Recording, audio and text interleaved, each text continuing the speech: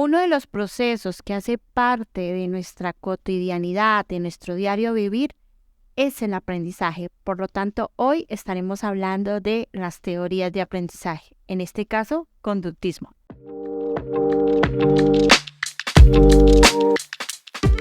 Cuando hablamos de teorías de aprendizaje, es necesario resaltar que existen varias y que todas tienen un enfoque diferente en cuanto al aprendizaje. Entre ellas está la teoría constructivista, cognitivista, humanista, entre otras. Las teorías de aprendizaje son importantes ya que los modelos pedagógicos se fundamentan en estas teorías. De allí que el docente en la práctica puede crear ambientes de aprendizaje y asimismo diseñar estrategias en un entorno educativo. ¿Qué es conductismo?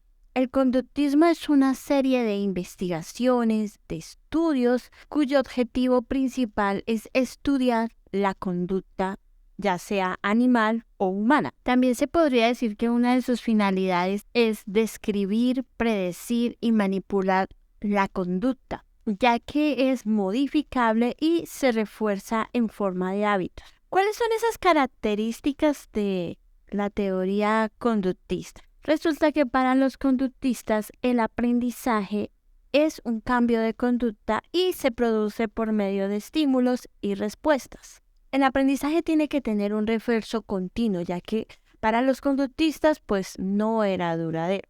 Por otra parte, otra de las características que tiene el conductismo es que el aprendizaje tiene que ser memorístico, repetitivo y mecánico y responder a estímulos. ¿Cuáles son esos modelos conductistas? Existen 3 y esos son conocidos como condicionamiento. Está el condicionamiento clásico de Pavlov, está el condicionamiento operante de Skinner y por último estaría el condicionamiento vicario de Bandura.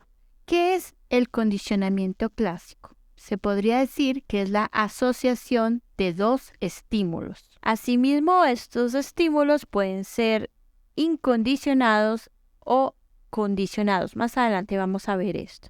También es caracterizado el condicionamiento clásico como un aprendizaje por asociación. El condicionamiento clásico da inicio en Rusia a inicios del siglo XX, en un laboratorio de un conocido científico llamado Iván Pavlov. Iván Pavlov era un fisiólogo ruso que comenzó a trabajar el rol de la saliva en la digestión. Para hacer dicho experimento, él empezó a colocar tubos en los cachetes de sus perros. Esto le permitía medir el volumen de saliva producido cuando los perros comían. Sin embargo, al pasar los días, Pavlov notó algo distinto en sus perros. Cada vez que su asistente entraba al cuarto con el plato de comida, antes de que la comida fuera colocada en sus bocas, los perros comenzaban a salivar. Luego Pavlov empezó a añadirle otro tipo de elementos a ese experimento. Comenzó a presentar un sonido de una campana. En este caso, en el perro no había ninguna respuesta cada vez que escuchaba la campana. Sin embargo, empezó a tocar la campana antes de dar el alimento. Esto lo hizo varias veces, lo cual cada vez que el perro escuchaba la campana, salivaba. Por lo tanto, Pavlov descubrió que los animales asociaban la comida con los sonidos. Ahora bien, ¿cuáles eran esos estímulos que hacían parte del acondicionamiento clásico? El estímulo incondicionado, que en este caso sería la comida del perro. Este es un estímulo que puede provocar la respuesta sin ningún aprendizaje. Luego habría una respuesta incondicionada. Esa es la salivación, que era una reacción no aprendida, era una reacción innata. Por otra parte está el estímulo condicionado, el cual se caracteriza por estar acompañado de ese condicionamiento incondicionado, que en este caso sería el alimento del perro y el condicionado sería la campana. Lo mismo sería la respuesta condicionada. El perro comenzaba a salivar antes del estímulo condicionado. La saliva se convirtió en una respuesta condicionada. ¿Qué es el condicionamiento operante? Es aprender de las consecuencias de nuestra conducta. La primera persona en hablar del condicionamiento operante fue Edward Tordi. Fue un psicólogo que estaba muy interesado por la inteligencia animal. Este tenía una caja llamada la caja del problema. Con ella investigaba ciertas conductas o de inteligencia animal. Un día tomó un gato hambriento y lo puso dentro de esta caja, dejando la comida afuera. Este observaba los esfuerzos del gato que hacía para escapar y en cada ensayo era más eficiente para abrir la puerta de la caja. Basado en esto, Tordin formuló la ley del efecto. Por otra parte, Edward Tordin dio muchos aportes en cuanto a la educación. Él fue destacado por la teoría del aprendizaje, el conexionismo. Asimismo, fomentó lo que fue el aprendizaje por error. Tordin tenía unos principios de enseñanza y él decía que los profesores debían formar buenos hábitos en sus estudiantes. Entonces da unos puntos, uno de ellos es: forme hábitos, no espere que se formen solos. Cuídense de formar un hábito que se deba eliminar más adelante. No forme 2 o más hábitos, si uno es suficiente. En igualdad de circunstancia, forme hábitos de manera en que serán utilizados. Por otra parte, más adelante, el científico y psicólogo Skinner estaría trabajando acerca de los temas de conducta. Skinner haría algo similar con las ratas, ya que este señor tenía una caja y se llamaba la caja de Skinner, que tenía unas palancas. Estas palancas ayudaban a abrir una compuerta y darle una bolita de comida. Después de hacer esto varias veces, la rata debería con frecuencia abrir con la palanca. Bien, ahora vamos a hablar de las técnicas operantes. Existen unas que se llaman las técnicas de reforzamiento. Estas se componen de dos. Una sería el reforzamiento positivo y el reforzamiento negativo. Se podrían decir que los reforzadores positivos son eventos que se presentan después de una respuesta desempeñada y que incrementan la frecuencia de la conducta a la que siguen. Existen tipos de refuerzos. Están los refuerzos sociales, que pueden ser como los halagos. Los refuerzos materiales, en este caso pueden ser frutas, caramelos, entre otras cosas. Refuerzos basados en actividades, por ejemplo, ver un programa de televisión, ir a jugar. Y refuerzos canjeables pueden ser fichas o otro tipo de elementos. Bien, ahora vamos a hablar del refuerzo negativo. Este se caracteriza por retirar una situación desagradable cuando se ejecuta una conducta determinada. Para ello, se basan en dos tipos de condicionamiento. Está primero el condicionamiento de escape, el cual se caracteriza porque la conducta provoca que el evento negativo cese. Un ejemplo sería que un niño es castigado, es enviado a su cuarto por 5 minutos como castigo.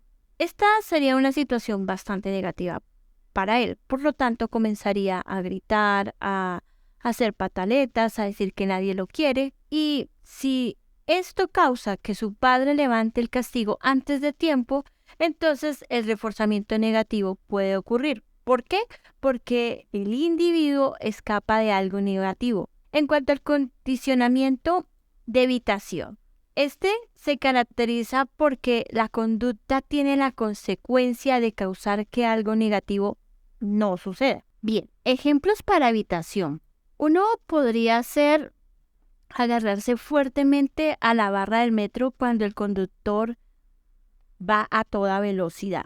Otro podría ser cuando una persona le tiene temor a cierto tipo de perros y en el trayecto del camino se encuentra con el perro que tanto miedo le da. Por lo tanto, la persona toma otra vía de acceso para llegar al lugar determinado. Este también sería un ejemplo de evitación. Por otra parte está el castigo. Este castigo por lo general no se debe aplicar como un castigo físico. Un ejemplo sería reducirle el tiempo de la televisión a un niño, por ejemplo. Castigar las conductas inapropiadas de inmediato. reforzar positivamente la conducta apropiada para que tome el lugar de la conducta inapropiada que se está tratando de eliminar. Otra de las cosas es no mezclar el castigo con recompensas por la misma conducta. Bien, ahora vamos a hablar de las técnicas de instigación. Estas se caracterizan por brindar ayudas para que se generen cierto tipo de respuestas. Estas técnicas tienen como finalidad la facilitación de una conducta. En ellas está incluido las instrucciones, el modelado, la guía física y la inducción situacional. Estas se caracterizan porque enseñan directamente al sujeto cómo tiene que realizar una acción. Bien, ahora estaremos hablando de esas técnicas que sirven para desarrollar conductas. Una de ellas es el moldeamiento. Este moldeamiento se caracteriza por ser un proceso que se utiliza para alterar la conducta. Asimismo, la refuerza hasta lograr una conducta deseada. Para ello, se necesita identificar lo que el estudiante es capaz de hacer ahora. Esto se considera como la conducta inicial. Luego, identificar esa conducta deseada, donde queremos que nuestro estudiante llegue. Identificar los reforzadores potenciales en el ambiente del estudiante, separar la conducta deseada en pequeños pasos para ser dominados de manera secuencial. Por otra parte, vamos a estar mirando otra técnica que nos permite desarrollar una conducta. El encadenamiento se caracteriza por ser una cadena conductual. Es decir, que es una conducta compuesta por varias conductas simples. Estas se separan por distintos pasos. A continuación, el individuo debe aprender a ejecutar cada uno de esos pasos hasta lograr llevar a cabo la cadena completa. Un buen ejemplo para el encadenamiento sería el aprendizaje.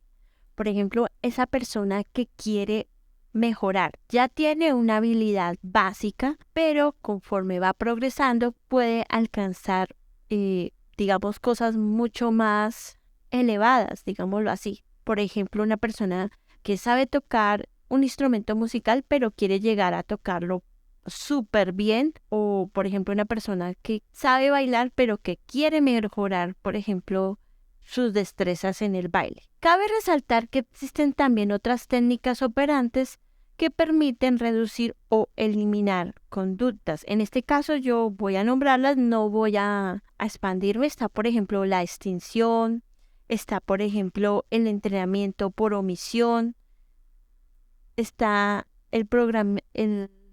los programas de reforzamiento diferencial, el coste de respuesta, el tiempo fuera, la saciación, sobrecorrección, entre otros.